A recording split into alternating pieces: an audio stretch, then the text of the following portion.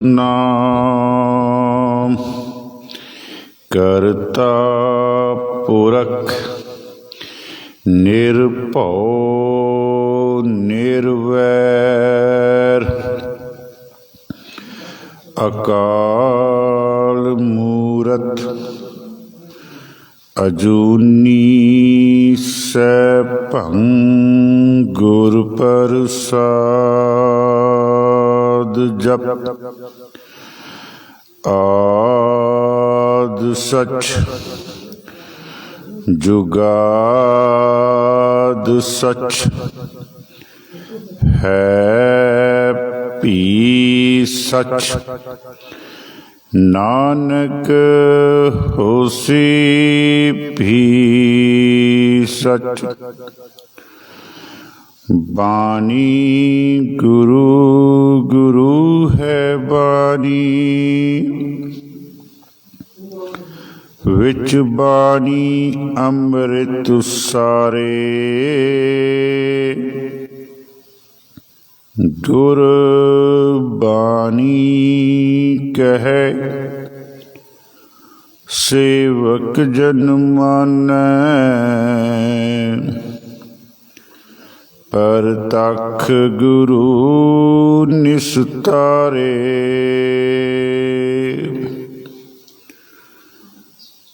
तू सुल्तान कहाँ हो मियाँ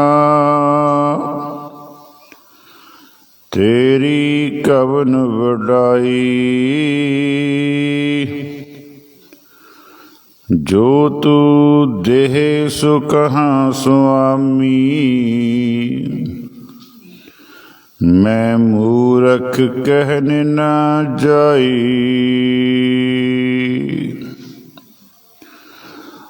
मैं मूरख की केतक बात है कोट पराधी तरियारे गुर नानक जिन सुनिया पेखिया से फिर घर बास ना परियारे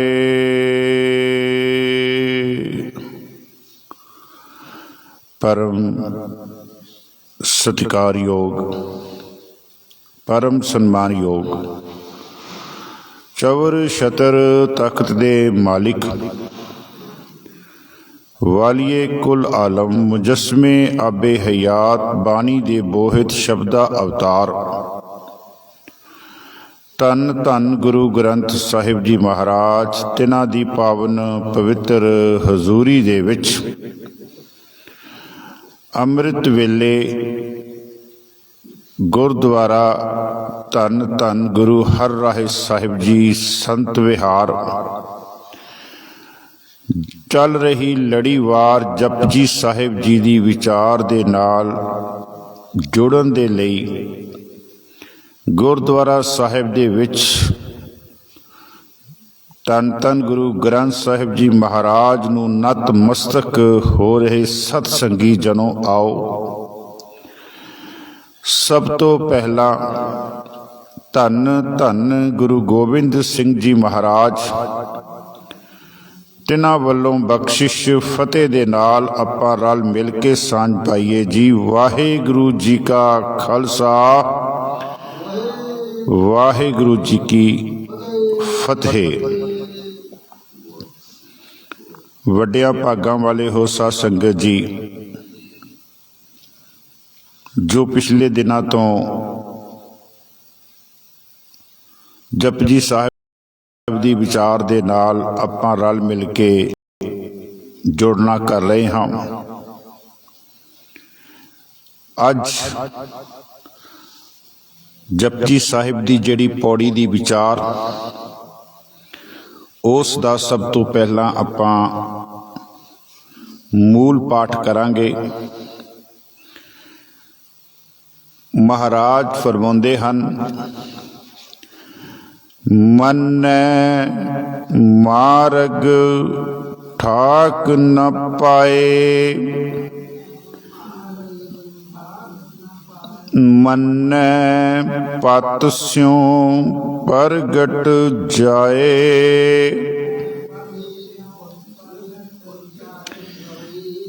मन्नै मग ना चलै पंथ,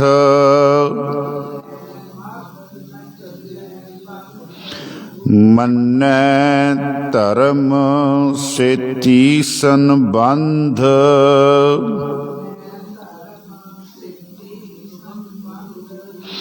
ऐसा नाम निरंजन होए,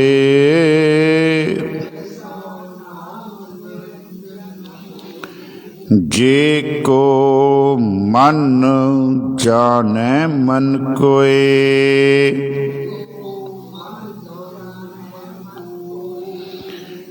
साध संगत जी 14ਵੀਂ पौड़ी मन्ने ਦੀਆਂ पौड़ियां जो ਆਪਾਂ शुरू कीतियां सीगियां, उन्हां पौड़ियां दे विचों तीसरी पौड़ी और कुल जो पिछों चलदियां आ रही पौड़ियां उहदे नाल इसका जो अंक है वो 14 नंबर है। अखरी अर्थ इहदे मन्नै मार्ग ठाक न पाए, मन्नै पत स्यों प्रगट जाए। जेड़ा नाम नू तुर आत्मा तो मन लवेगा, उस दे रस्ते दे विच, मार्ग दा अखरी अर्थ है रस्ता, ठाक दा अखरी अर्थ है रुकावट। उस दे रस्ते दे विच किसी भी किस्म की रुकावट जिहड़ी है वो नहीं पवेगी। दूसरी पंक्ति मन्नै जेड़ा नाम नू तुर आत्मा तो मन लवेगा, पत स्यों प्रगट जाए। उस दी इज्जत, पत दा अखरी अर्थ है इज्जत। वैसे पत दा अखरी अर्थ गुरु ग्रंथ साहब दे विच पति भी आ रहा है। पत स्यों प्रगट, वो अपनी इज्जत ओदी इस लोक दे विच प्रगट होवेगी, जाहर होवेगी, और जदों इस जहान तो जावेगा उदों वो इज्जत दे नाल जावेगा। ये दो पंक्तियां दे अर्थ हन। मन्ने मार्ग ठाक ना पाए। साध संगत जी जदों आपां इस परमार्थ दे रस्ते ते चलदे हां, इस परमार्थ दे रस्ते ते चलदियां साडे रस्ते दे विच बहुत सारियां रुकावटां आउंदियां हन। कुछ रुकावटां बाहरी तौर ते हन ते कुछ रुकावटां अंदरूनी तौर ते हन। कुछ रुकावटां ऐसियां हन जिन्हां दे बारे सानू पता ही नहीं लगदा कि असी की कर रहे हाँ, लेकिन हुंदी वो भी एक रुकावट ही है। आपां इन्हां दा जिहड़ा विस्तार है आपां गुरु ग्रंथ साहब चों करांगे। तुसी कदी देखो जिहड़ा परमात्मा दे रस्ते ते चलदा, सब तो पहला उहदा विरोध उहदे परिवार वाले करदे, फिर उस दे गवांढी करदे, फिर उस दे नाल दे जिहड़े बचपन दे विच खेडण वाले साथी सीगे वो भी उहदा विरोध करदे, फिर उहदे रिश्तेदार भी उसका विरोध करदे। परिवार वाले, गवांढी, साक संबंधी ते उसदे दोस्त जिहड़े हन, मित्र हन, वो इस रस्ते ते जदों चलदा उहदा विरोध करदे। कारण की है? जदों वो परमात्मा दे रस्ते ते चलदा, उहदे अंदरला मुसाफिर जिहड़ा उहदे अंदर बैठा होया, उहदी जिहड़ी सोच ते संसार दी सोच आपस विच नहीं मिलदी। अंदरली सोच ते बाहरली सोच, परिवार दी सोच, रिश्तेदारां दी, साक संबंधियां दी, दोस्तां मित्रां दी। इसे लई गुरु ग्रंथ साहिब जी महाराज विच एक पंक्ति आउंदी है, भगतां तैस सारी सह सारियां जोड़ कदे ना होए। ਭਗਤਾਂ ਦਾ ਤੇ ਸੰਸਾਰ ਵਿੱਚ ਵਸਣ ਵਾਲੇ ਲੋਕਾਂ ਦਾ ਆਪਸੀ ਕਦੀ ਮੇਲ ਨਹੀਂ ਹੋਇਆ। ਇਹ ਗੱਲ ਕਲੀਅਰ ਹੈ ਮਹਾਰਾਜ ਨੇ ਕੀਤੀ। ਦੂਸਰਾ, ਮਹਾਰਾਜ ਕਹਿੰਦੇ ਜੇਕਰ ਤੂੰ ਪਰਮਾਤਮਾ ਦੇ ਰਸਤੇ ਤੇ ਚੱਲਣਾ ਹੈ ਤੇ ਤੈਨੂੰ ਸੰਸਾਰ ਨੂੰ ਨਾਰਾਜ਼ ਕਰਨਾ ਪਵੇਗਾ। ਜੇਕਰ ਤੂੰ ਸੰਸਾਰ ਦੇ ਰਸਤੇ ਤੇ ਚੱਲਣਾ ਹੈ ਫਿਰ ਤੈਨੂੰ ਪਰਮਾਤਮਾ ਦੇ ਵੱਲੋਂ ਪਿੱਠ ਕਰਨੀ ਪਵੇਗੀ। ਪਰਮਾਤਮਾ ਨਾਰਾਜ਼ ਨਹੀਂ ਹੁੰਦਾ, ਲੇਕਿਨ ਉਹਦੇ ਵੱਲੋਂ ਕੀ ਹੁੰਦੀ? ਸਾਡੀ ਪਿੱਠ ਹੁੰਦੀ ਹੈ। ਮਹਾਰਾਜ ਕਹਿੰਦੇ ਜੇ ਤੂੰ ਇਹ ਕਵੇਂ ਕਿ ਮੈਂ ਪਰਮਾਤਮਾ ਦੇ ਰਸਤੇ ਤੇ ਚੱਲ ਕੇ ਸੰਸਾਰ ਨੂੰ ਵੀ ਖੁਸ਼ ਕਰ ਲਵਾਂ, ਤੇ ਇਹ ਕਹਿੰਦੇ ਬਿਲਕੁਲ ਨਹੀਂ ਹੋ ਸਕਦਾ। ਤੈਨੂੰ ਦੋਨਾਂ ਦੇ ਵਿੱਚੋਂ ਇੱਕ ਦੀ ਚੋਣ ਕਰਨੀ ਪਵੇਗੀ, ਚਾਹੇ ਤੂੰ ਸੰਸਾਰ ਨੂੰ ਰੱਖ ਲੈ, ਚਾਹੇ ਤੂੰ ਨਿਰੰਕਾਰ ਨੂੰ ਰੱਖ ਲੈ। ਕਿਉਂਕਿ ਜੇ ਤੂੰ ਨਿਰੰਕਾਰ ਦੀ ਪ੍ਰਾਪਤੀ ਕਰਨਾ ਚਾਹੁੰਦਾ ਤੇ ਤੈਨੂੰ ਸੰਸਾਰ ਨੂੰ ਪਿੱਛੇ ਕਰਨਾ ਪਵੇਗਾ। ਗੁਰੂ ਗ੍ਰੰਥ ਸਾਹਿਬ ਦੇ ਬਚਨ ਹੈ, ਲੋਗ ਕੁਟੰਬ ਸਭ ਹੂੰ ਤੇ ਤੋਰੈ ਤਉ ਆਪਨ ਬੇਡੀ ਆਵੇ ਗੋ। ਬੇਡੀ ਦਾ ਅਖਰੀ ਅਰਥ ਹੈ ਪਰਮਾਤਮਾ। ਮਹਾਰਾਸ਼ਟਰਾ ਦੀ ਬੋਲੀ ਹੈ, ਭਗਤ ਨਾਮਦੇਵ ਜੀ ਦਾ ਸ਼ਬਦ ਹੈ, ਲੋਗ ਕਟੰਬ ਸਭ ਹੂੰ ਤੇ ਤੋਰੈ ਤਉ ਆਪਨ ਬੇਡੀ ਆਵੇ ਗੋ। ਇਸ ਸੰਸਾਰ ਨੂੰ ਇੱਕ ਪਾਸੇ ਕਰ, ਇਸ ਸੰਸਾਰ ਦੇ ਨਾਲੋਂ ਤੋੜ ਵਿਛੋੜਾ ਕਰ ਤੇ ਪਰਮਾਤਮਾ ਤਾਂ ਤੇਰੇ ਹਿਰਦੇ ਤੇ ਆ ਕੇ ਵਸੇਗਾ, ਨਹੀਂ ਤੇ ਨਹੀਂ ਆਏਗਾ। ਦੂਸਰੀ ਗੱਲ, ਇਹ ਤਾਂ ਸੀਗਾ ਆਪਣੇ ਪਰਿਵਾਰ, ਸੰਸਾਰ ਜਾਂ ਆਪਣੇ ਦੋਸਤ ਮਿੱਤਰ, ਇਹ ਵਿਰੋਧ। ਕਈ ਵਾਰ ਜਿਹੜੇ ਧਰਮ ਦੇ ਅਖੌਤੀ ਠੇਕੇਦਾਰ ਬਣੇ ਹੋਏ ਆ ਉਹ ਵੀ ਵਿਰੋਧ ਕਰਦੇ ਆ, ਕਹਿੰਦੇ ਅਸੀਂ ਹੀ ਧਰਮ ਚਲਾਉਣਾ ਜਾਣਦੇ ਹਾਂ, ਇਹਨੂੰ ਕੀ ਪਤਾ, ਇਹ ਤੇ ਇੱਕ ਭੂਤਨਾ ਹੈ। ਗੁਰੂ ਗ੍ਰੰਥ ਸਾਹਿਬ ਤੋਂ ਬਚਨ ਦਿਆਂਗਾ, ਗੁਰੂ ਨਾਨਕ ਦੇਵ ਜੀ ਮਹਾਰਾਜ ਨੂੰ ਉਸ ਸਮੇਂ ਦੇ ਧਰਮ ਦੇ ਠੇਕੇਦਾਰਾਂ ਨੇ ਉਹਨਾਂ ਦੇ ਅੱਗੇ ਰੁਕਾਵਟਾਂ ਪਾਈਆਂ, ਮਾੜੇ ਬੋਲ ਬੋਲੇ, ਕਹਿੰਦੇ ਅਸੀਂ ਧਰਮ ਚਲਾਉਣਾ ਜਾਣਦੇ ਹਾਂ, ਇਹ ਤੇ ਕਹਿੰਦੇ ਕੁਰਾਈਆ ਹੈ, ਇਹ ਤੇ ਭੂਤਨਾ ਹੈ, ਇਹ ਤੇ ਬੇਤਾਲਾ ਹੈ। ਇਸੇ ਨੂੰ ਫਿਰ ਮਹਾਰਾਜ ਨੇ ਗੁਰੂ ਗ੍ਰੰਥ ਸਾਹਿਬ ਦੇ ਵਿੱਚ ਦਰਜ ਕੀਤਾ, ਕੋਈ ਆਖੇ ਭੂਤਨਾ ਕੋ ਕਹੇ ਬੇਤਾਲਾ। ਬੇਤਾਲਾ ਮੈਨੇ ਜਿਹੜਾ ਆਪਣੀ ਤਾਲ ਤੋਂ ਖੁੰਝਿਆ ਹੋਇਆ ਹੈ। ਤੁਸੀਂ ਕੀਰਤਨ ਸੁਣਦੇ ਹੋ, ਜੇ ਕੀਰਤਨ ਦੇ ਵਿੱਚ ਕੀਰਤਨੀ ਸਿੰਘ ਦੇ ਨਾਲ ਬੈਠਾ ਤਬਲੇ ਵਾਲਾ ਆਪਣੀ ਤਾਲ ਤੋਂ ਵੱਖਰਾ ਹੋ ਜਾਵੇ ਤੇ ਕੀਰਤਨ ਵੱਖਰਾ ਹੋ ਜਾਵੇ ਤੇ ਉਹਦਾ ਆਨੰਦ ਨਹੀਂ ਵੱਜਦਾ। ਅਸੀਂ ਕਹਿ ਦਿੰਦੇ ਹਾਂ ਨਾ ਕਿ ਤਬਲਾ ਵਾਲਾ ਜਿਹੜਾ ਉਹ ਤਾਲ ਦੇ ਵਿੱਚ ਤਬਲਾ ਨਹੀਂ ਵਜਾ ਰਿਹਾ। ਗੁਰੂ ਨਾਨਕ ਦੇਵ ਜੀ ਮਹਾਰਾਜ ਨੂੰ ਉਹਨਾਂ ਨੇ ਕਿਹਾ, ਕੋਈ ਆਕੇ ਭੂਤਨਾ ਕੋ ਕਹੇ ਬੇਤਾਲਾ, ਕੋਈ ਆਕੇ ਆਦਮੀ ਨਾਨਕ ਵਿਚਾਰਾ। ਲੇਕਿਨ ਗੁਰੂ ਨਾਨਕ ਦੇਵ ਜੀ ਨੇ ਕਿਹਾ, ਹਉ ਭਇਆ ਦੀਵਾਨਾ ਸ਼ਾਹਕਾਰ ਨਾਨਕ ਬੌਰਾਨਾ, ਹਉ ਹਰ ਬਿਨ ਅਵਰ ਨਾ ਜਾਣਾ। ਕਹਿੰਦੇ ਮੈਂ ਪਰਮਾਤਮਾ ਦੇ ਨਾਮ ਤੋਂ ਬਿਨਾਂ ਕਹਿੰਦੇ ਕੁਛ ਜਾਣਦਾ ਨਹੀਂ। ਜਦੋਂ ਗੁਰੂ ਨਾਨਕ ਦੇਵ ਜੀ ਇਸ ਰਸਤੇ ਤੇ ਚੱਲੇ ਤੇ ਉਹਨਾਂ ਦੇ ਰਸਤੇ ਦੀਆਂ ਰੁਕਾਵਟਾਂ ਭਰੀਪੂਰ ਪਰਮਾਤਮਾ ਨੇ ਆਪ ਹੀ ਦੂਰ ਕਰ ਦਿੱਤੀਆਂ। ਇਹ ਹੁੰਦਾ ਜੀ, ਆਪਾਂ ਪ੍ਰਮਾਣ ਲਵਾਂਗੇ। ਅੱਗੇ ਚਲੀਏ, ਇਹ ਤਾਂ ਆਪਾਂ ਗੱਲ ਕੀਤੀ ਸੀ ਧੰਨ ਧੰਨ ਗੁਰੂ ਨਾਨਕ ਦੇਵ ਜੀ ਮਹਾਰਾਜ ਦੀ। ਗੁਰੂ ਗ੍ਰੰਥ ਸਾਹਿਬ ਜੀ ਮਹਾਰਾਜ ਵਿੱਚ ਜਿਹੜੇ ਬਾਣੀਕਾਰ ਨਾ, ਇਹਨਾਂ ਬਾਣੀਕਾਰਾਂ ਦਾ ਵੀ ਪਰਿਵਾਰਕ ਤੌਰ ਤੇ ਵੀ ਵਿਰੋਧ ਹੋਇਆ ਤੇ ਉਸ ਸਮੇਂ ਦੀ ਜਿਹੜੀ ਹਕੂਮਤ ਸੀ, ਜ਼ਾਲਮ ਹਕੂਮਤ, ਉਹਨਾਂ ਨੇ ਵੀ ਵਿਰੋਧ ਕੀਤਾ। ਇਹ ਵਿਰੋਧ ਹੀ ਇੰਨਾ ਸੀ ਵੱਧ ਗਿਆ ਕਿ ਗੁਰੂ ਅਰਜਨ ਦੇਵ ਜੀ ਮਹਾਰਾਜ ਨੂੰ ਤੱਤੀ ਤਵੀ ਤੇ ਇਹ ਵਿਰੋਧ ਹੀ ਸੀਗਾ। ਗੁਰੂ ਹਰਗੋਬਿੰਦ ਸਾਹਿਬ ਜੀ ਨੂੰ 4 ਜੰਗਾਂ ਲੜਨੀਆਂ ਪਈਆਂ, ਇਹ ਸਾਰਾ ਵਿਰੋਧ ਹੀ ਸੀਗਾ।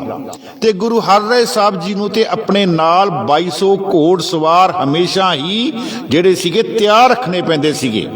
ਗੁਰੂ ਹਰਿਰਾਏ ਸਾਹਿਬ ਜੀ ਨੂੰ ਮਹਾਰਾਜ ਕਹਿੰਦੇ ਕਿ ਇਹ ਜਿਹੜਾ ਰਸਤਾ ਨਾ, ਮਾਰਗ, ਇਹ ਰਸਤੇ ਤੇ ਚੱਲਣ ਵੇਲੇ ਤੈਨੂੰ ਤੇਰਾ ਪਰਿਵਾਰ, ਤੈਨੂੰ ਤੇਰਾ ਰਿਸ਼ਤੇਦਾਰ, ਤੇਰੇ ਸਾਖ ਸੰਬੰਧੀ, ਤੇਰੇ ਸੱਜਣ ਮਿੱਤਰ ਤੋਂ ਇਲਾਵਾ ਜਿਹੜੇ ਉਸ ਸਮੇਂ ਦੇ ਧਰਮ ਦੇ ਠੇਕੇਦਾਰ ਹਨ ਔਰ ਉਸ ਸਮੇਂ ਦੇ ਜਿਹੜੇ ਹਕੂਮਤ ਦੇ ਜ਼ਾਲਮ ਲੋਕ ਹਨ, ਇਹ ਵੀ ਤੇਰਾ ਵਿਰੋਧ ਕਰਨਗੇ। ਭਗਤ ਨਾਮਦੇਵ ਜੀ ਨੂੰ उस समय दे धर्म दे ठेकेदारां ने मंदिर चों चक के बाहर ਕੱਢਿਆ ਸੀ। ਉਹਨਾਂ ਦਾ ਬਚਨ ਆਪਾਂ ਉਸ ਦਿਨ ਲਿਆ ਸੀਗਾ ਇੱਕ ਦਿਨ ਪਹਿਲਾਂ, ਮੈਨੂੰ ਯਾਦ ਹੈ, ਸੂਦ ਸੂਦ ਕਰ ਮਾਰ ਉਠਾਇਓ, ਸ਼ੂਦਰ ਸ਼ੂਦਰ ਕਹਿ ਕੇ ਮੈਨੂੰ ਲੱਤਾਂ ਮਾਰੀਆਂ, ਫਿਰ ਮੈਨੂੰ ਬਾਂਹ ਨਾਲ ਫੜ ਕੇ ਮੈਨੂੰ ਮੋਢਿਆਂ ਤੋਂ ਫੜ ਕੇ ਬਾਹਰ ਕੱਢਤਾ। 3 ਕੰਮ ਕੀਤੇ। ਇਹ ਉਹਨਾਂ ਦੇ ਰਸਤੇ 'ਚ ਠਾਕ ਹੀ ਸੀ, ਰੁਕਾਵਟ ਸੀ। सूद सूद कर मार उठायो, कहाँ करूं बाप बीठुला, मुए हुए जो मुक्त दे होगे मुक्त न जाने कोयला। ये पंडिया मोकू ढेड कहत है, तेरी पैज पिछौंडी होएला। कहते ये जेड़े लोग हन पंडित हन, ये मैनू कहते ढेड कहते पे है, गंदी रूड़ी ते पिया एक पदार्थ के मुताबिक मैनू समझते पे है। कहते रब्बा तेरी ही इज्जत ये कहते घटनी है, कहते क्योंकि मैं तेरा नाम जप दिया।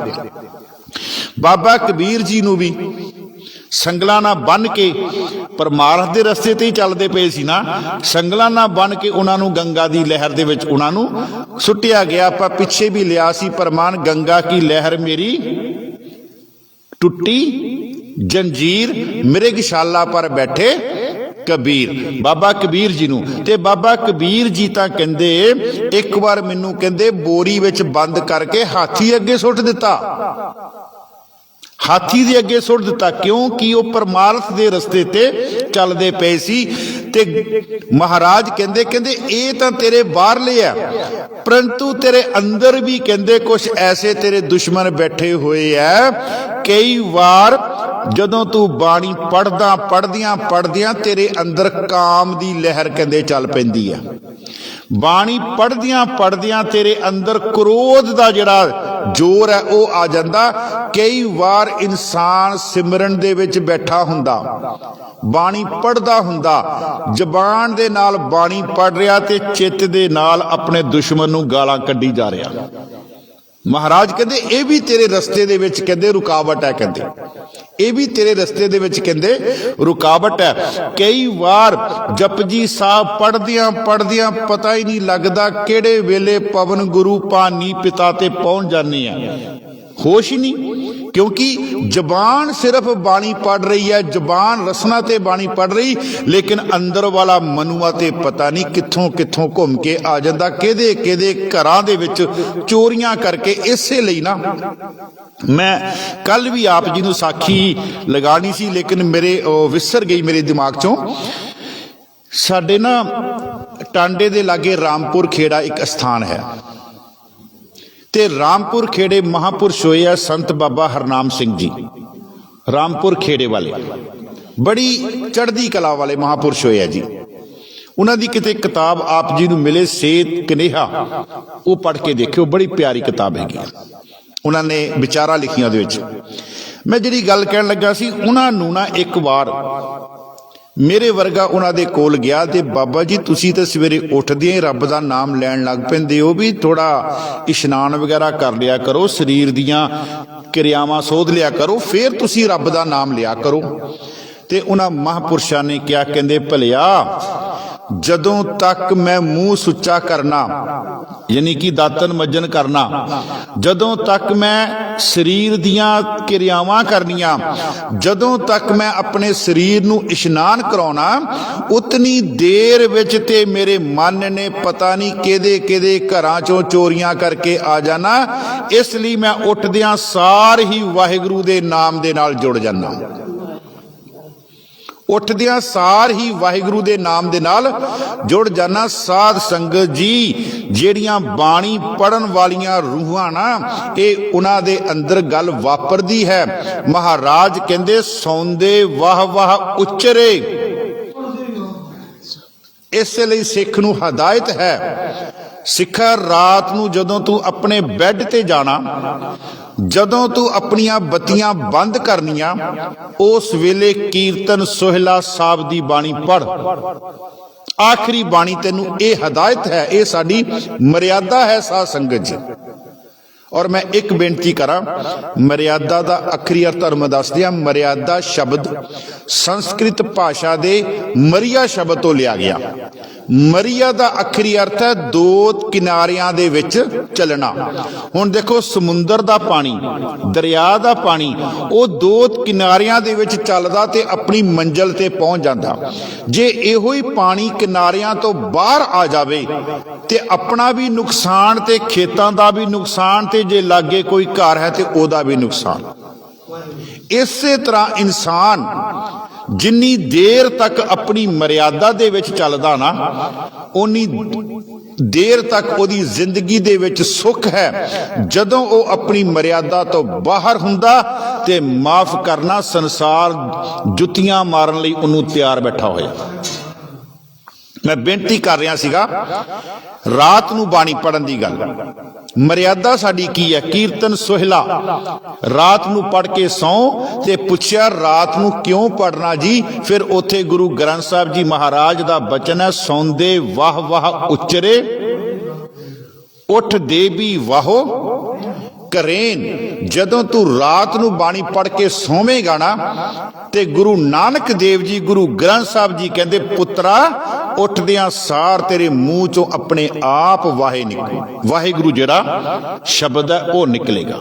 ਸੌਂਦੇ ਵਾਹ ਵਾਹ ਉਚਰੇ, ਉੱਠ ਦੇ ਵੀ ਵਾਹੋ ਕਰੇਨ।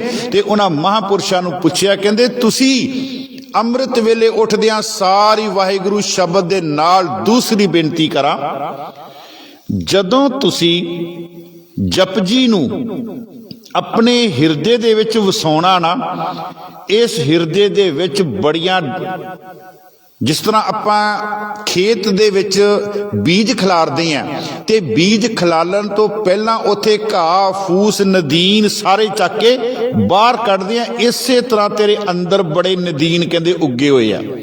ਇਸੇ ਤਰ੍ਹਾਂ ਬੜੇ ਘਾਹ ਤੇਰੇ ਅੰਦਰ ਉੱਗਿਆ ਹੋਇਆ। ਇਸ ਜਪਜੀ ਨੂੰ ਬਿਠਾਉਣ ਤੋਂ ਪਹਿਲਾਂ ਉਹਨਾਂ ਘਾਹ ਫੂਸਾਂ ਨੂੰ ਤੂੰ ਬਾਹਰ ਕੱਢ, ਨਦੀਨਾਂ ਨੂੰ ਬਾਹਰ ਕੱਢ। ਉਹ ਨਦੀਨਾਂ ਨੇ ਬਾਹਰ ਨਿਕਲਣਾ ਹੀ ਉਦੋਂ ਹੈ ਜਦੋਂ ਤੂੰ ਵਾਹਿਗੁਰੂ ਦੇ ਨਾਲ ਜੁੜੇਗਾ। ਵਾਹਿਗੁਰੂ ਨੇ ਤੇਰੇ ਅੰਦਰ ਦੀ ਸਫਾਈ ਕਰਨੀ ਹੈ। ਫਿਰ ਸਾਧ ਸੰਗਤ ਜੀ, ਜਦੋਂ ਤੇਰੇ ਹਿਰਦੇ ਦੇ ਉੱਪਰ, ਤੇਰੀ ਆਤਮਾ ਦੇ ਉੱਪਰ ਜਪਜੀ ਦਾ ਨਾਮ ਬੀਜ ਆਵੇਗਾ ਨਾ, ਉਹ ਫਿਰ ਨਾਮ ਬੀਜ ਜਿਹੜਾ ਇਤਨਾ ਪ੍ਰਫੁੱਲਤ ਹੋਵੇਗਾ, ਉਹਦੇ ਫਲ ਇਤਨੇ ਹੋਣਗੇ। ਬਾਬਾ ਕਬੀਰ ਜੀ ਕਹਿੰਦੇ, ਫਿਰ ਐਸਾ ਬੀਜ ਬੋਏ 12 ਮਾਸ ਫਲਨ। ਕਹਿੰਦੇ 12 ਮਹੀਨੇ ਫਿਰ ਉਹਦਾ ਜਿਹੜਾ ਫਲ ਹੈ ਨਾ, ਉਹ ਸਾਨੂੰ ਕਹਿੰਦੇ ਪ੍ਰਾਪਤ ਹੋਏਗਾ। ਖੈਰ, ਆਪਾਂ ਬੇਨਤੀ ਕਰ ਰਹੇ ਸੀ, ਮੰਨੈ ਮਾਰਗ ਠਾਕ ਨਾ ਪਾਏ, ਮੰਨੇ ਮਾਰਗ ਠਾਕ ਨਾ ਪਾਏ। ਆਪਾਂ ਇੱਕ ਸਾਖੀ ਨਾਲ ਤੁਹਾਨੂੰ ਜੋੜਾ ਮੈਂ। ਪ੍ਰਹਿਲਾਦ ਦਾ ਆਪ ਜੀ ਨੇ ਨਾਮ ਸੁਣਿਆ ਹੋਇਆ। ਪ੍ਰਹਿਲਾਦ ਦੇ ਘਰ ਦੇ ਹਰਨਾਕਸ਼ ਦੇ ਘਰ ਦੇ ਵਿੱਚ ਪੈਦਾ ਹੋਇਆ। ਹਰਨਾਕਸ਼ ਉਹਦੇ ਬਾਪ ਦਾ ਨਾਮ ਸੀਗਾ। ਤੇ ਹਰਨਾਕਸ਼ ਨੇ ਉਸ ਨੂੰ ਹੁਕਮ ਕੀਤਾ ਕਿ ਤੂੰ ਮੇਰਾ ਹੀ ਨਾਮ ਜਪਣਾ। ਕਿੱਦਾਂ ਜਪਣਾ? ਜਲੇ ਹਰਨਾਕਸ਼, ਥਲੇ ਹਰਨਾਕਸ਼, ਈਹਾਂ ਹਰਨਾਕਸ਼, ਊਹਾਂ ਹਰਨਾਕਸ਼। ਤੇ ਉਹ ਜਿਹੜਾ ਪ੍ਰਹਿਲਾਦ ਸੀ, ਉਹ ਤੇ ਪਰਮਾਤਮਾ ਦਾ ਨਾਮ ਜਪਦਾ ਸੀ, ਰੱਬ ਦਾ ਨਾਮ ਜਪਦਾ ਸੀ, ਰਾਮ ਦਾ ਨਾਮ ਜਪਦਾ ਸੀ। ਫਿਰ ਹਰਨਾਕਸ਼ ਨੇ ਕੀ ਕੀਤਾ? ਮੈਂ ਇਹ ਪੰਕਤੀ ਦੀ ਵਿਚਾਰ ਕਰ ਰਿਹਾ ਕਿ ਜਿਨ੍ਹਾਂ ਨੇ ਨਾਮ ਨੂੰ ਤੁਰ ਅੰਦਰੋਂ ਜਪ ਲਿਆ ਨਾ, ਪਰਮਾਤਮਾ ਨੇ ਉਹਨਾਂ ਦੇ ਰਸਤੇ ਦੀਆਂ ਔਕੜਾਂ ਜਿਹੜੀਆਂ ਉਹ ਆਪ ਦੂਰ ਕੀਤੀਆਂ, ਉਹ ਆਪ ਦੂਰ ਕੀਤੀਆਂ। ਤੇ ਹਰਨਾਕਸ਼ ਨੇ ਫਿਰ ਕੀ ਕੀਤਾ? ਆਪਣੇ ਦੋ ਵਜ਼ੀਰ, ਉਹਨਾਂ ਦਾ ਨਾਮ ਆ ਰਿਹਾ ਸੰਡਾ ਤੇ ਅਮਰਕਾ, ਉਹਨਾਂ ਨੂੰ ਲਿਆ। ਉਹਨਾਂ ਨੂੰ ਕਿਹਾ, ਉਹ ਵੈਸੇ ਵੀ ਹਰਨਾਕਸ਼ ਦੇ ਦਰਬਾਰ ਦੇ ਵਿੱਚ ਪੜਾਉਣ ਦਾ ਕੰਮ ਕਰਦੇ ਸੀ। ਕਹਿੰਦੇ ਤੁਸੀਂ ਇਹਨੂੰ ਕਹਿੰਦੇ ਪੜਾਓ, ਤੇ ਇਹਨੂੰ ਕਹਿੰਦੇ ਇਸ ਤਰੀਕੇ ਨਾਲ ਪੜਾਓ ਕਿ ਇਹ ਸਿਰਫ ਮੇਰਾ ਨਾਮ ਹੀ ਜਪੇ। ਉਹਨਾਂ ਨੂੰ ਉਹਨਾਂ ਦੇ ਕੋਲ, ਹਰਨਾਕਸ਼ ਨੂੰ ਉਹਨਾਂ ਦੇ ਕੋਲ ਪੜਨ ਲਈ ਭੇਜਿਆ ਗਿਆ। ਤੇ ਸੰਡਾ ਤੇ ਮਰਕਾ ਵੀ ਹੱਥ ਖੜੇ ਕਰ ਗਏ ਵੀ ਇਹ ਤੇਰਾ ਨਾਮ ਨਹੀਂ ਉਹ ਜਪਦਾ, ਇਹ ਤੇ ਰਾਮ ਦਾ ਨਾਮ ਜਪਦਾ। ਫਿਰ ਹਰਨਾਕਸ਼ ਨੇ ਦੂਸਰਾ ਕੰਮ ਕੀ ਕੀਤਾ? ਹਰਨਾਕਸ਼ ਨੇ ਆਪਣੀ ਘਰਵਾਲੀ ਨੂੰ ਕਿਹਾ, ਕਹਿੰਦਾ ਦੇਖ ਤੂੰ ਇਹਨੂੰ 9 ਤੋਂ 10 ਮਹੀਨੇ ਆਪਣੇ ਪੇਟ ਦੇ ਵਿੱਚ ਰੱਖਿਆ, ਇਹਨੂੰ ਤੂੰ ਆਪਣਾ ਦੁੱਧ ਪਿਲਾਇਆ, ਇਹ ਮੇਰੀ ਗੱਲ ਤੇ ਨਹੀਂ ਉਹ ਮੰਨਦਾ। ਤੂੰ ਮਾਂ ਹੈ, ਆਪਣੀ ਮਮਤਾ ਦਾ ਵਾਸਤਾ ਦੇ ਕੇ ਇਹਨੂੰ ਸਮਝਾ। ਇਹਨੂੰ ਆਪਣੀ ਮਮਤਾ ਦਾ ਵਾਸਤਾ ਦੇ ਕੇ ਸਮਝਾ ਕਿ ਜਿਹੜੇ ਰਾਮ ਦਾ ਨਾਮ ਉਹ ਜਪਦਾ ਪਿਆ ਉਹਦੇ ਥਾਂ ਤੇ ਉਹ ਮੇਰਾ ਨਾਮ ਜਪੇ। ਦੂਸਰੀ ਗੱਲ ਆਪਣੀ ਘਰਵਾਲੀ ਨੂੰ ਕਿਹਾ, ਤੈਨੂੰ ਪਤਾ ਕਿ ਇਹ ਜਿਹੜੀ ਸਾਰੀ ਧਰਤੀ ਹੈ ਇਹ ਮੈਂ ਆਪਣੇ ਵਸ ਵਿੱਚ ਕੀਤੀ ਹੋਈ ਹੈ। ਮਾਂ ਨੇ ਵੀ ਆਪਣੇ ਪੁੱਤਰ ਨੂੰ ਵਾਸਤਾ ਪਾਇਆ, ਪੁੱਤਰ ਇਹ ਜਿਸ ਧਰਤੀ ਤੇ ਆਪਾਂ ਰਹਿ ਰਹੇ ਹਾਂ ਇਹ ਸਾਰੀ ਧਰਤੀ ਤੇਰੇ ਬਾਪ ਦੇ ਵਸ ਵਿੱਚ ਹੈ, ਤੇ ਇਸ ਕਰਕੇ ਇਸ ਧਰਤੀ ਤੇ ਰਹਿਣ ਵਾਲੇ ਹਰ ਇੱਕ ਜੀਵ ਨੂੰ ਹਰਨਾਕਸ਼ ਦਾ ਤੇਰੇ ਪਿਤਾ ਦਾ ਹੁਕਮ ਜਿਹੜਾ ਉਹ ਮੰਨਣਾ ਪਵੇਗਾ। ਮਾਂ ਨੇ ਵੀ ਹੱਥ ਖੜੇ ਕਰਤੇ, ਪੁੱਤਰ ਨਹੀਂ ਉਹ ਮੰਨਿਆ। ਉਸ ਤੋਂ ਬਾਅਦ ਫਿਰ ਹਰਨਾਕਸ਼ ਨੇ ਆਪਣੇ ਵਜ਼ੀਰ ਇਕੱਠੇ ਕੀਤੇ। ਵਜ਼ੀਰ ਇਕੱਠੇ ਕਰਕੇ ਉਹਨਾਂ ਦੇ ਵਿੱਚ ਉਹਨਾਂ ਨੇ ਫਿਰ ਸਲਾਹ ਕੀਤੀ, ਇੱਕ ਮਤਾ ਪਕਾਇਆ। ਮਤਾ ਇਹ ਪਕਾਇਆ ਵੀ ਇਹ ਨਹੀਂ ਉਹ ਮੰਨਦਾ ਤੇ ਫਿਰ ਇਹਦੀ ਮੌਤ ਕਹਿੰਦੇ ਲੰਬੀ ਕਰ ਦੋ, ਇਹਦੀ ਉਮਰ ਕਹਿੰਦੇ ਲੰਬੀ ਕਰ ਦੋ, ਉਮਰ ਲੰਮੇਰੀ ਕਰ ਦੋ। ਉਮਰ ਲੰਮੇਰੀ ਕਰਨ ਦਾ ਮਤਲਬ ਕਿ ਇਹਨੂੰ ਮਾਰ ਦਿਓ, ਕਿਉਂਕਿ ਸਾਡੇ ਪੁਰਾਤਨ ਭਾਸ਼ਾ ਦੇ ਵਿੱਚ ਅਸੀਂ ਜਦੋਂ ਦੁਕਾਨ ਬੰਦ ਕਰਦੇ ਹਾਂ ਤੇ ਅਸੀਂ ਇਹ ਨਹੀਂ ਕਹਿੰਦੇ ਦੁਕਾਨ ਬੰਦ ਕਰ ਦਿਓ, ਅਸੀਂ ਕਹਿੰਦੇ ਦੁਕਾਨ ਨੂੰ ਵਧਾ ਦਿਓ, ਦੁਕਾਨ ਨੂੰ ਵਧਾ ਦਿਓ। ਜਾਂ ਅਸੀਂ ਦੀਵੇ ਨੂੰ ਅਸੀਂ ਬੁਝਾਉਣ ਦੀ ਗੱਲ ਨਹੀਂ ਕਰਦੇ, ਅਸੀਂ ਦੀਵੇ ਨੂੰ ਵੀ ਵਧਾਉਣ ਦੀ ਗੱਲ ਕਰਦੇ। ਕਹਿਣ ਤੋਂ ਭਾਵ ਕਿ ਵਧਾਉਣ ਦਾ ਮਤਲਬ ਹੀ ਉਹ ਚੀਜ਼ ਦਾ ਬੰਦ ਕਰ ਦੇਣਾ ਹੈ। ਲੇਕਿਨ ਉਹਨਾਂ ਨੇ ਫਿਰ ਮਤਾ ਪਕਾਇਆ ਕਿ ਇਹਦੀ ਉਮਰ ਜਿਹੜੀ ਆ ਲੰਬੇਰੀ ਕਰ ਦੋ। ਫਿਰ ਕੀ ਕੀਤਾ? ਫਿਰ ਉਹਨਾਂ ਨੇ 4 ਤਰੀਕੇ ਉਹਦੇ ਨਾਲ ਵਰਤੇ। ਸਭ ਤੋਂ ਪਹਿਲਾਂ ਉਹਨੂੰ ਪਹਾੜ ਤੋਂ ਸੁੱਟਿਆ ਗਿਆ, ਫਿਰ ਉਸ ਤੋਂ ਫਿਰ ਨਹੀਂ ਮਰਿਆ, ਫਿਰ ਉਹਨੂੰ ਦਰਖਤ ਤੋਂ ਸੁੱਟਿਆ ਗਿਆ, ਫਿਰ ਉਹਨੂੰ ਪਾਣੀ ਵਿੱਚ ਡੋਬਿਆ ਗਿਆ, ਨਹੀਂ ਮਰਿਆ, ਫਿਰ ਉਹਨੂੰ ਅੱਗ ਦੇ ਵਿੱਚ ਰੱਖ ਕੇ ਉਹਦੀ ਭੂਆ ਜਿਹੜੀ ਸੀ ਉਹ ਲੈ ਕੇ ਬੈਠੀ, ਉਹ ਤਾਂ ਨਹੀਂ ਮਰਿਆ। ਫਿਰ ਜਦੋਂ ਇਹ ਸਾਰਾ ਕੁਝ ਹੋ ਗਿਆ ਫਿਰ ਹਰਨਾਕਸ਼ ਨੇ ਕਿਹਾ, ਕਹਿੰਦੇ ਆ ਇੱਕ ਗਰਮ ਥੰਬ ਹੈ, ਇਸ ਗਰਮ ਥੰਬ ਨੂੰ ਕਹਿੰਦੇ ਜੱਫੀ ਪਾ ਤੇ ਉਹਦੇ ਸੀਗਾ ਵੀ ਉਹ ਮਰ ਜਾਏਗਾ।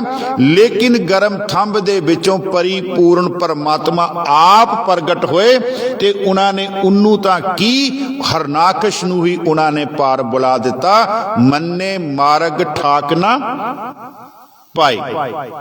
ਇਹ ਸ਼ਬਦ ਹੈ ਭਗਤ ਨਾਮਦੇਵ ਜੀ ਦਾ। ਸੰਡਾ ਮਰਕਾ ਜਾਏ ਪੁਕਾਰੇ, ਪੜੇ ਨਹੀਂ ਹਮ ਹੀ ਪਚ ਹਾਰੇ, ਰਾਮ ਨਾਮ ਜਪਬੋ ਕਰੇ, ਹਿਰਦੇ ਹਰ ਜੀ ਕੋ ਸਿਮਰਨ ਕਰੇ। ਕਹਿੰਦੇ ਰਾਮ ਦਾ ਨਾਮ ਜਪਦਾ, ਫਿਰ ਬਸੁਦਾ ਬਸ ਕੀਨੀ ਸਭ ਰਾਜੇ, ਸਾਰੀ ਰਾਜੇ ਨੇ ਇਹ ਜਿਹੜੀ ਧਰਤੀ ਹੈ ਨਾ ਉਹ ਆਪਣੇ ਰਾਜ ਵਿੱਚ ਕੀਤੀ ਗਈ ਹੈ। ਤੇ ਮਹਾਰਾਜ ਕਹਿੰਦੇ ਪੂਤ ਪ੍ਰਹਿਲਾਦ ਕਹਿਆ ਨਹੀਂ ਮਾਨੇ, ਤਿੰਨ ਤੋਂ ਔਰੇ ਠਾਨੀ। ਜਿਹੜਾ ਪੁੱਤ ਪ੍ਰਹਿਲਾਦ ਸੀ ਨਾ ਉਹ ਕਹਿੰਦੇ ਕਿਸੇ ਦੀ ਉਹਨੇ ਗੱਲ ਨਹੀਂ ਮੰਨੀ, ਉਹਨੇ ਤੇ ਮਨ ਵਿੱਚ ਕਹਿੰਦੇ ਰੱਬ ਨੂੰ ਵਸਾਇਆ ਹੋਇਆ। ਫਿਰ ਅੱਗੇ ਆਉਂਦਾ, ਦੁਸ਼ਟ ਸਭਾ ਮਿਲ ਮੰਤਰ ਪਕਾਇਆ, ਕਰਸਹਿ ਔਦ ਕਨੇਰੀ। ਦੁਸ਼ਟ ਸਭਾ ਉਹਨਾਂ ਨੂੰ ਇਕੱਠੇ ਕੀਤੇ ਰਾਜੇ ਨੇ ਆਪਣੇ ਵਜ਼ੀਰਾਂ ਨੂੰ, ਉਹਨਾਂ ਚ ਮੰਤਰ ਪਕਾਇਆ, ਕਰਸਹਿ ਔਦਤ ਕਨੇਰੀ, ਇਹਦੀ ਉਮਰ ਕਹਿੰਦੇ ਵਧਾ ਦਿੱਤੀ ਜਾਵੇ, ਮਤਲਬ ਇਹਨੂੰ ਮਾਰਤ ਜਾਵੇ। ਫਿਰ ਕੀ ਹੋਇਆ?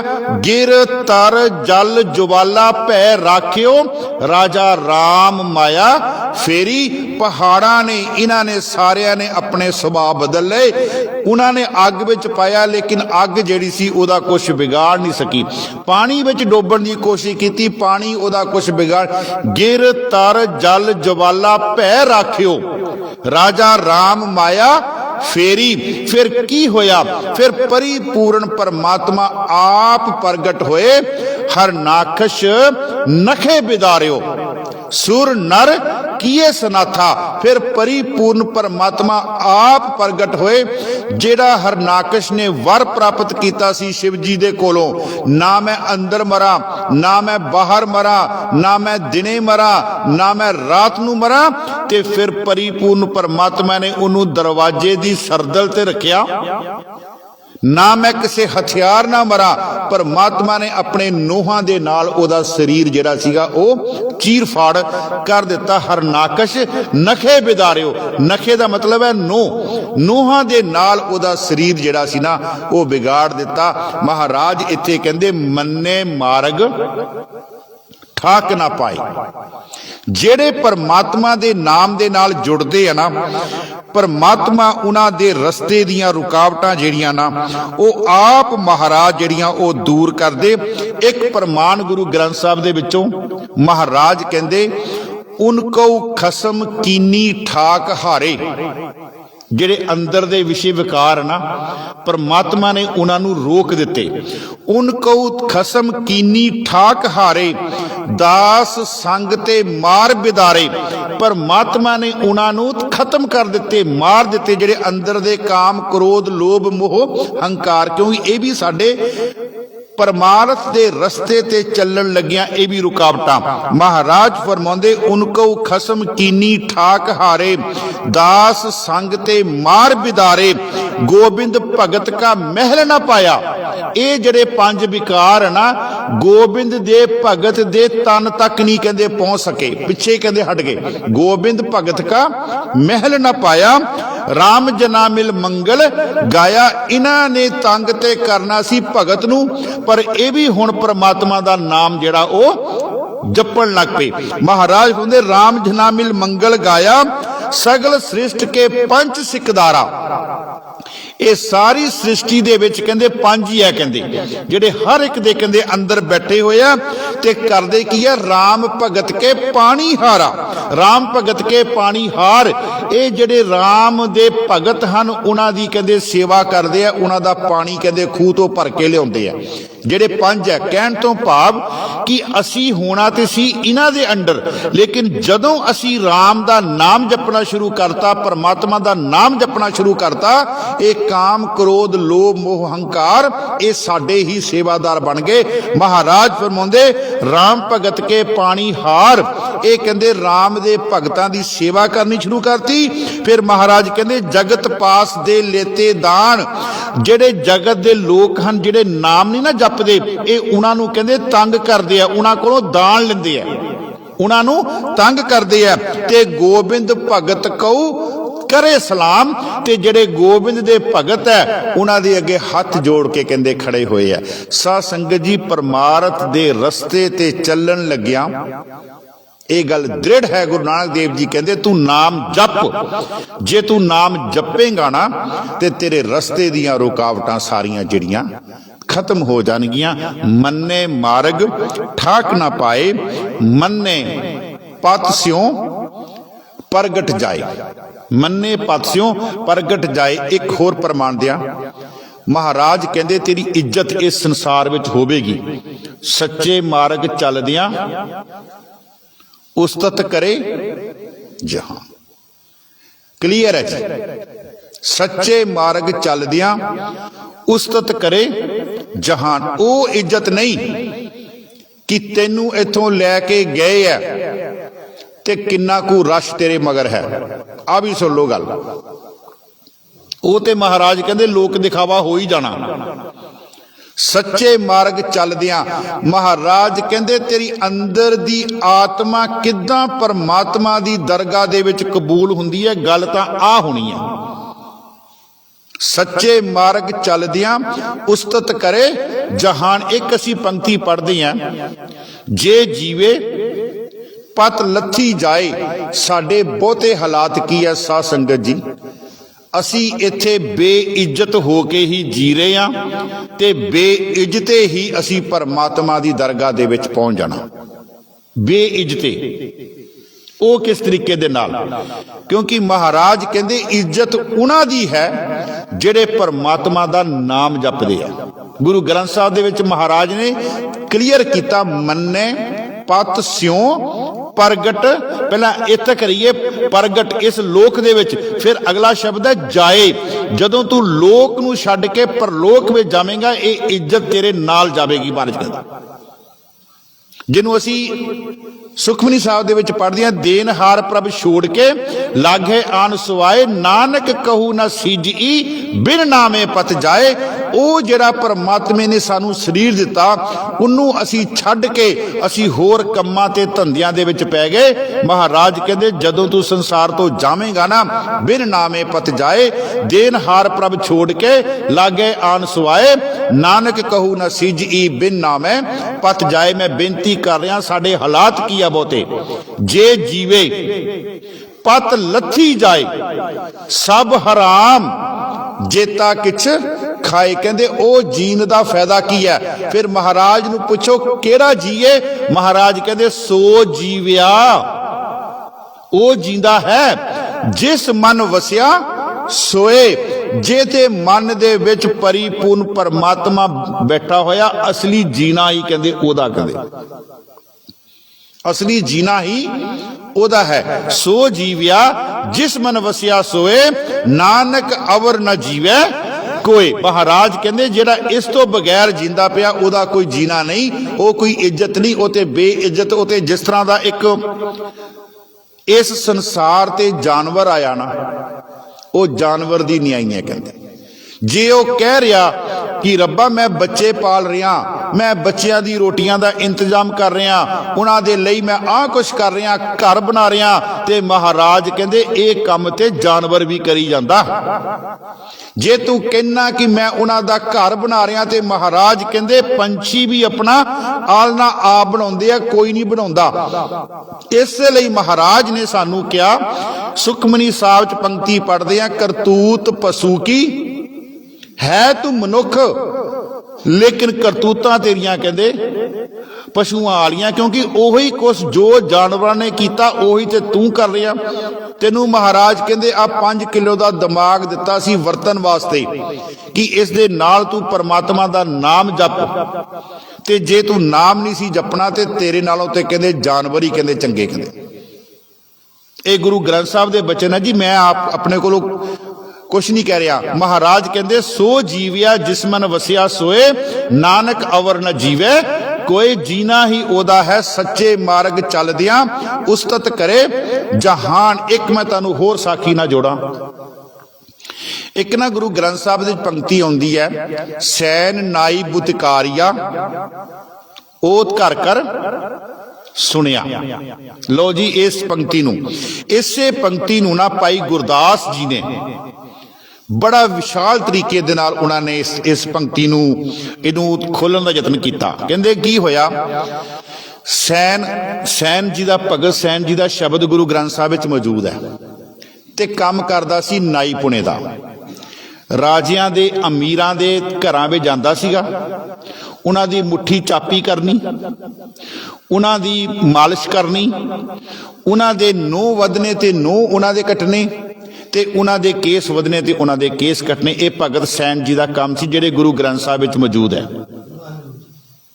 भगत सैन जी का काम सी जिहड़े गुरु ग्रंथ साहब जी विच मौजूद है। सैन नाई बुतकारिया, बुतकारिया हुंदा सिर्फ एक चाह पानी ते रोटी दे करके किसी का काम करना, पैसा नहीं लेना। बड़े ध्यान से पैसा नहीं लेना, सिर्फ 2 वक्त की रोटी जां कुछ चाह पानी दे करके जां कोई कपड़ा लीड़ा मिल गया बस ये करके काम करना। होर उन्होंने कहते बुत्तियां कढ़नियां। पुरातन समय च शब्द हुंदा सीगा कि बुत्तियां कढ़नियां।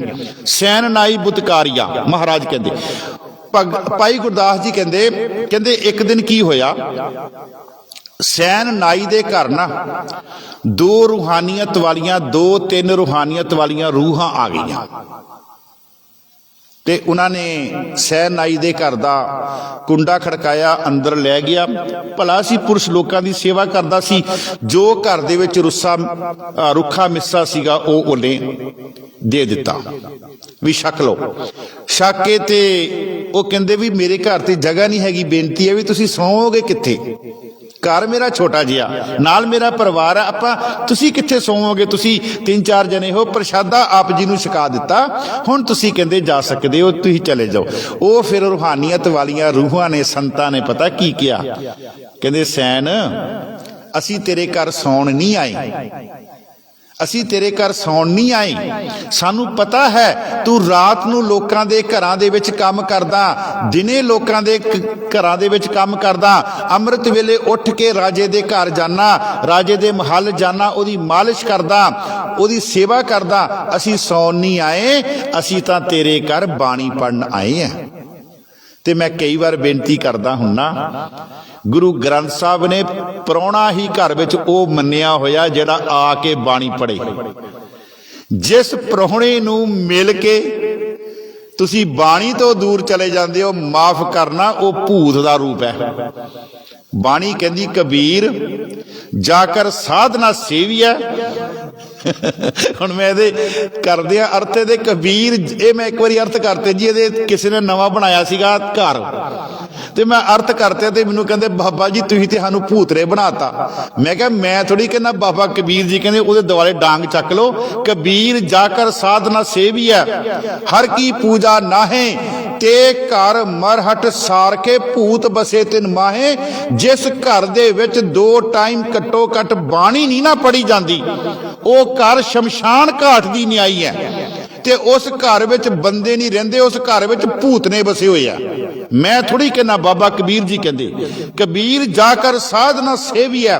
ਜਿਸ ਘਰ ਵਿੱਚ ਕਿਸੇ ਆਏ ਗਏ ਦੀ ਮਹਾਪੁਰਸ਼ ਦੀ ਸੇਵਾ ਨਹੀਂ ਹੋਣੀ, ਹਰ ਕੀ ਪੂਜਾ ਨਾਹੇ, ਤੇ ਘਰ ਮਰਹਟ, ਮਰਹਟ ਮੈਨੇ ਸ਼ਮਸ਼ਾਨ ਘਾਟ, ਤੇ ਘਰ ਮਰਹਟ ਸਾਰਖੇ, ਤੇ ਉਹ ਚ ਰਹਿਣ ਵਾਲੇ ਕੌਣ ਆ? ਭੂਤ ਬਸੇ ਤਿਨ ਮਾਏ। ਦੇਖ ਲਓ ਸੰਤ ਵਿਹਾਰ ਦਿਓ, ਕਿਹਨਾਂ ਘਰਾਂ ਵਿੱਚ ਬਾਣੀ ਪੜੀ ਜਾਂਦੀ ਹੈ ਤੇ ਕਿਹਨਾਂ ਚ ਨਹੀਂ ਪੜੀ ਜਾਂਦੀ। ਬਾਬਾ ਕਬੀਰ ਦਾ ਵਚਨ ਹੈ, ਕਬੀਰ ਜਾਕਰ ਸਾਧਨਾ ਸੇਵੀਐ ਹਰ ਕੀ ਪੂਜਾ ਨਾਹੇ, ਤੇ ਘਰ ਮਰਹਟ ਸਾਰ ਕੇ ਭੂਤ ਬਸੇ ਤਿਨ ਮਾਏ।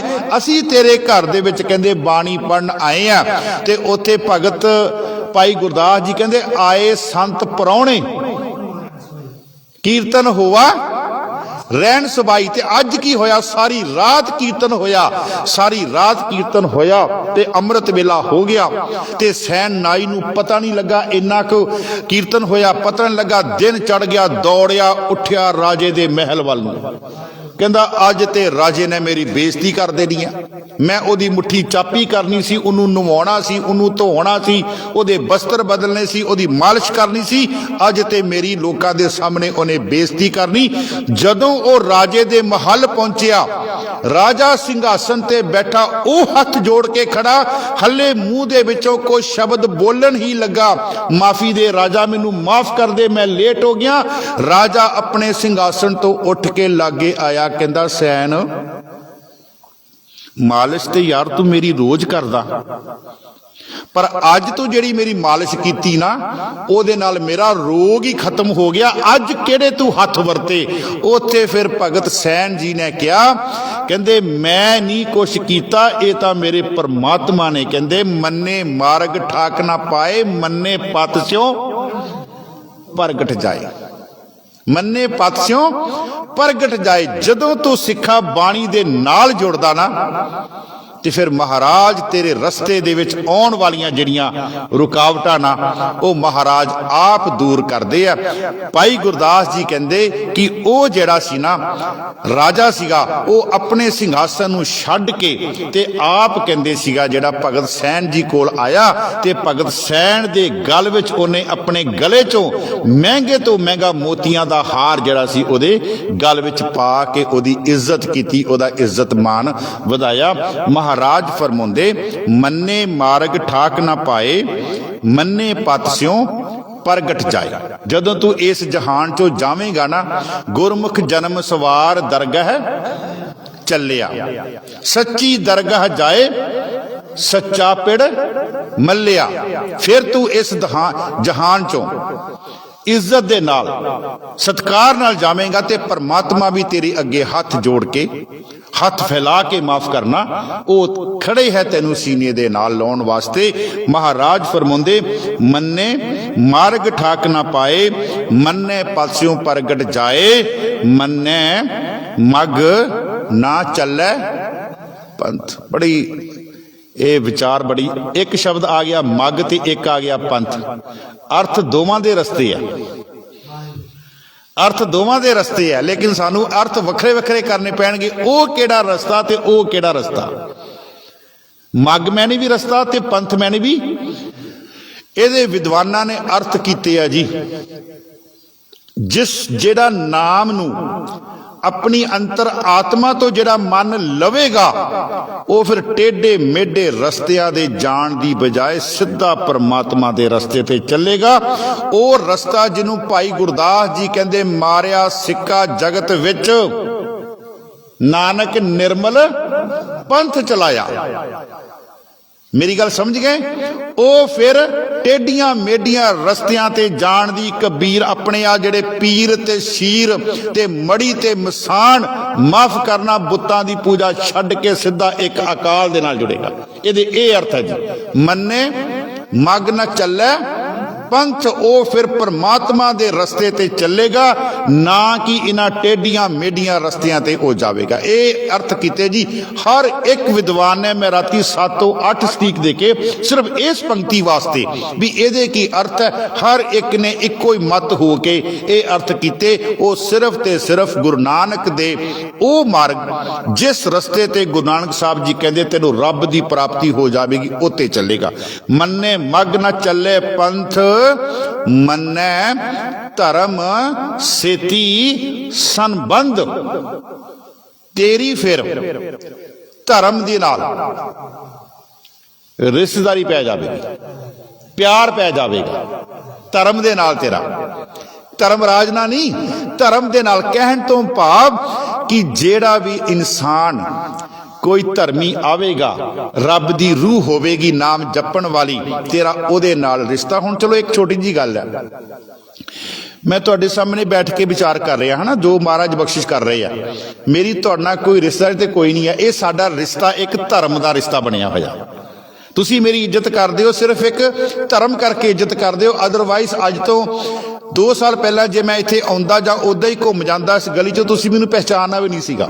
महाराज ये गल कहंदे आ, कहंदे जेड़े नाम तो तुर आत्मा जड़ियां नाम नूं तुर आत्मा तो मन लैण गियां ना, उन्हां दा आपसी धर्म दे करके रिश्ता जिहड़ा एक रिश्तेदारी है वो पै जावेगी। और होर मैं एक बेनती करां, साध संगत जी, साडे रिश्तेदार किसे समय ते आके साडा साथ छड़ सकते हैं, परंतु जड़ा धर्मी पुरुष होएगा ना, मैं शब्द वरतिया धर्मी पुरुष, ओदे अंदर धर्म होना चाहिए, जिन्हों महाराज कहते सज्जन सेई नाल मैं चलदियां नाल चलन, जिथे लेखा मंगिए तिथे खरे दिसन। आ है धर्म दे नाल संबंध बनना तेरा, ये है तेरा धर्म दे नाल तेरी रिश्तेदारी होनी, तेरे रिश्तेदार बाने। महाराज कहंदे मन्ने धर्म सेती संबंध। फिर अगे महाराज कहंदे ऐसा नाम निरंजन होए जे को मन जाने। बस फिर मैं बेनती करा, जिहड़ी आपां पहले दिन गल शुरू कीती सीगी, इस पंक्ति ते मम्मे ते टिप्पी लगी है पहले ते, इनू थोड़ा जोर दे के बोलना।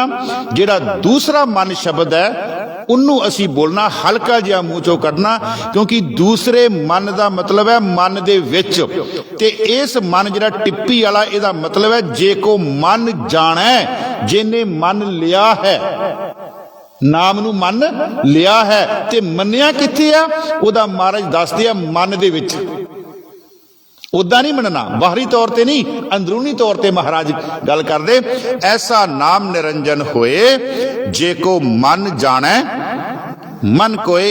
अज तक आपां 14 पौड़ियां दी विचार इत्थे हो चुकी है। अज आपां इत्थे तक विश्राम दिन्ने आ। अगे अगर गुरुद्वारा साहिब दी कमेटी कवेगी तो फिर आपां गुरु हरराज साहब जी दे प्रकाश पुरब तो बाद जिहड़ी कथा है वो आपां लड़ीवार अगे शुरू करांगे। इन्नियां को बेनतियां अज तक तुसीं प्रवान करनियां। होइयां भुल्लां चुकां हुक्म हो गया जी भी कथा जिहड़ी है वो बाद विच भी शुरू करनी है। ठीक है, जो आप जी दा हुक्म। इन्नियां को बेनतियां प्रवान करनियां। होइयां भुल्लां चुकां खिमा करनियां। वाहिगुरू जी का खालसा, वाहिगुरू जी की फतेह।